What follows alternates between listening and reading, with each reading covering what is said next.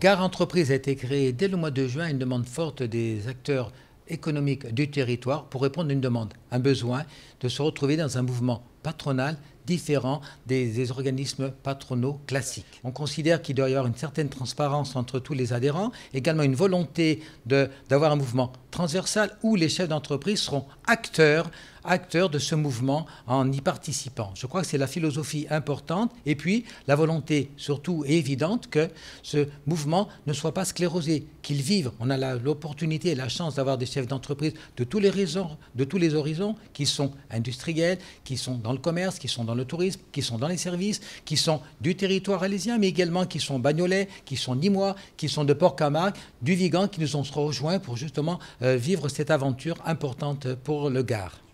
Nous étions près de 350 entreprises pour le lancement de Gare Entreprise dès le mois de juin et nous sommes agréablement surpris de constater qu'à ce jour-là, nous avons plus de 150 entreprises qui ont adhéré financièrement à Gare Entreprise et nous sommes rejoints chaque jour par des entreprises qui veulent suivre ce mouvement avec nous et c'est une agréable surprise personnel, hein, forcément, puisque moi j'anime le secteur économique depuis une dizaine d'années. Je l'avais fait à travers un mouvement patronal que j'ai quitté à regret, je dois le dire, mais c'est la vie qui est comme ça et donc on doit avancer et continuer. Ce qui est important, c'est que nous avons des visites d'entreprise. Il est nécessaire de faire savoir sur notre territoire alésien, mais également gardois, quelles sont les entreprises qui sont autour de nous. Pourquoi aller chercher l'expertise plus loin lorsqu'elle est à domicile. Donc ça, c'est l'une des priorités. Ensuite, comme tout mouvement, nous devons informer et sensibiliser les chefs d'entreprise sur les évolutions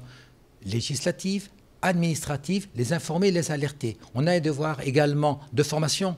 On doit former nos salariés pour qu'ils soient compétitifs et on est effectivement dans une société qui évolue très très vite. Donc ça, c'est l'objectif principal. Et puis, effectivement, donc des rendez-vous qui nous permettent aux chefs d'entreprise de se connaître et également de développer, d'échanger leur savoir-faire et de faire du business. Parce qu'on est là aussi pour que le carnet ou de commandes ou le chiffre d'affaires augmente et c'est quand même aussi la priorité pour les chefs d'entreprise. Ils ne viennent pas pour nous, pour nos beaux yeux, ils viennent aussi pour prendre quelque chose. En sachant également qu'on a aussi la nécessité de les défendre.